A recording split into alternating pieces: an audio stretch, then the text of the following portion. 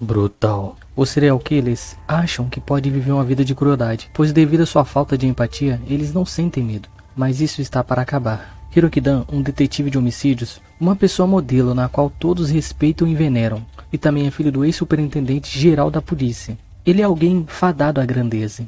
Ao ver que um serial killer que é matador de criança e faz todo tipo de barbaridade com ela, está prestes a sair da cadeia e ainda pior, vai escrever um livro relatando todo tipo de crueldade que fazia com aquelas crianças. Quando o nosso protagonista vê essa cena daquele psicopata debochando das crianças, de como machucava elas, e debochando da lei por manter uma pessoa tão ruim como ele livre, o nosso protagonista se enche de emoção, pois o que ninguém ali naquele trabalho dele sabia era que Hiroki, o nosso protagonista, era um serial killer que mata serial killer. Mesmo a lei sendo falha, ele não era falha.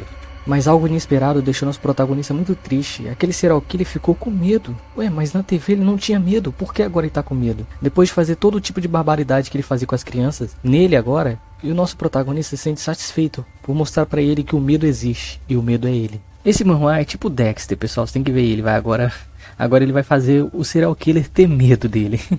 Vigilante. Tudo começa com uma vaga de emprego para uma repórter interina, e a candidata àquele cargo disse que precisava falar urgentemente com o diretor do jornal pessoalmente, pois a mesma tinha uma notícia que poderia abalar aquele mundo. Ao mostrar essa notícia, o diretor havia ficado puto, já que aquela notícia se tratava de crimes violentos. Depois de quase ir embora, ela convence ele a ouvir a sua história. Sim, aquela notícia se tratava sobre crimes violentos, mas naquele caso a vítima não era inocente. Cada uma daquelas supostas vítimas havia cometido um crime e saído quase impune sobre a lei, como um alcoólatra que dirigiu bêbado e matou 4 pessoas, uma pessoa que espancou um pai de família até a morte na frente da sua família, um ex-namorado possessivo que matou a sua namorada. A justiça devolveu esses monstros para a sociedade. Só que uma anomalia veio com eles, um justiceiro que já não acreditava mais na lei e pune o mal com seus próprios punhos. E esse justiceiro é o nosso protagonista, Kim Jong. É uma pessoa com o rosto tão sereno,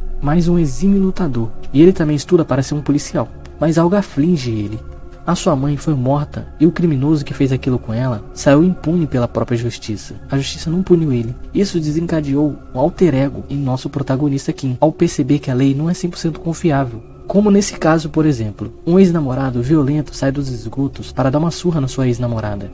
Depois de agredi-la brutalmente, ele resolve se forçar nela. Mas alguém viu aquele ser rastejando pelas sombras. Essa pessoa era o nosso protagonista. Se a lei não pune ele, nosso protagonista vai. Killer Police. Bika Wang, um dos melhores assassinos, após ser chamado pelo líder da organização de assassinos para um trabalho de nível especial. Entretanto, quando Bika Wang perguntou qual seria o trabalho deles, pois o mesmo não sabia ainda qual seria o trabalho, uma coisa ele percebeu, que nem Judas foi tão traiçoeiro quanto os seus companheiros de organização. Sim, os companheiros dele o traiu.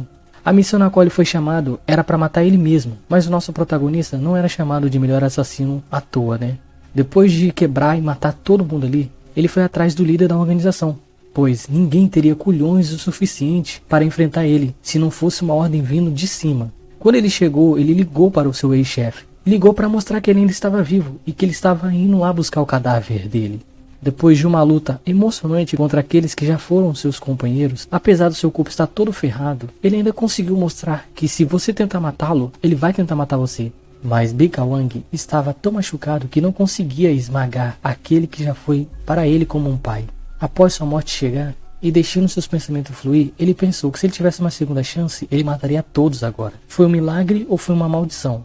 Ele acabou reencarnando no corpo de outra pessoa, chamado Kim Young-soo, um policial novato que atentou contra a própria vida, pois não aguentava mais os abusos dos seus superiores. Nosso prota decidiu usar esse corpo como uma chance para se vingar. Tem uma coisa que bandido mais odeia: eles odeiam policiais. E policiais de patente alta que não precisam se justificar pelos seus atos. Só que tem um problema: esse corpo que nosso protagonista reencarnou, esse policial tem uma patente muito baixa.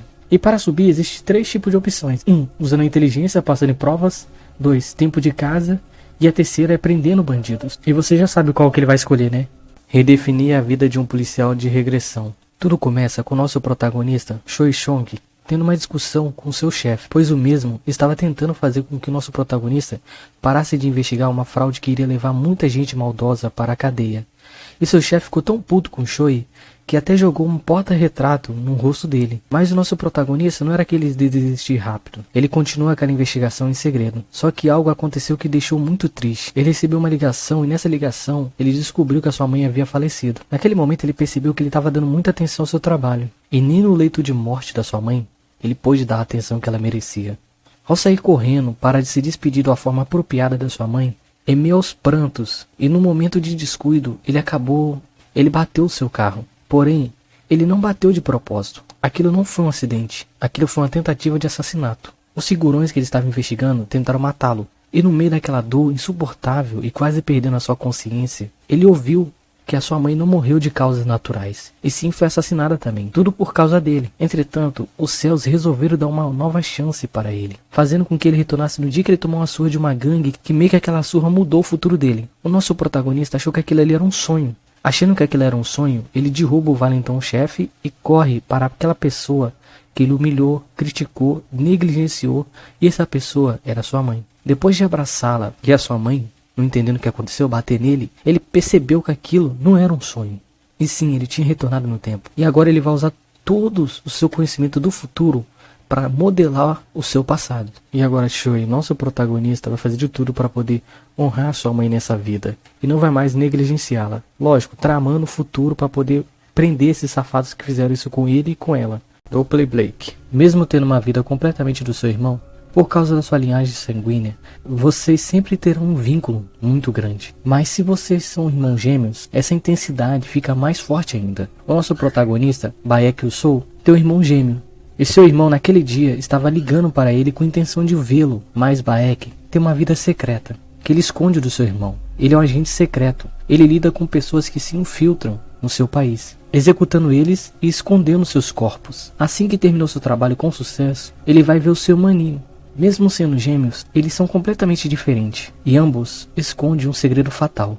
Depois de colocar seu papo em dia com seu irmão, nosso prota recebe uma ligação urgente de um dos seus subordinados. Aquela ligação não era para relatar algo bom. Ele nos conta que depois que Baek saiu, o chefe de operação chegou, e com todos os membros de equipe com guarda baixa, eles fizeram uma emboscada, tipo uma queima de arquivo. Só que tinha um problema, o Baek não estava lá. Então seu subordinado diz que eles estão indo lá para matar ele. Baek, temendo pela vida do seu irmão, ele correu rapidamente para poder ver o seu irmão, mas foi parado por um assassino. Depois de lidar até fácil com aquele assassino, ele chegou perto do seu irmão. Mas algo deixou Baek chocado. O seu irmão também matou aquele assassino. Ali ambos os irmãos descobrem que um estava mentindo pro outro. O nosso prota é um agente secreto e o seu irmão é um líder mafioso. Como eles não sabiam que o nosso protagonista é um casca-grossas, o irmão dele resolveu forjar a morte do Baek Jun. Só que a maior dor para irmãos gêmeos aconteceu. Aqueles lixos do governo resolveram investigar mais a fundo para ver se o Yoo-jun estava morto. Mas seu irmão resolveu lidar com eles para que o nosso prota pudesse fugir. E o pior aconteceu, o seu irmão foi morto. E agora Baek não só perdeu a confiança no seu país, ele também perdeu seu amado irmão. Ele decidiu tomar o lugar do seu irmão como chefe de gangue para caçar aqueles caras, até o último deles.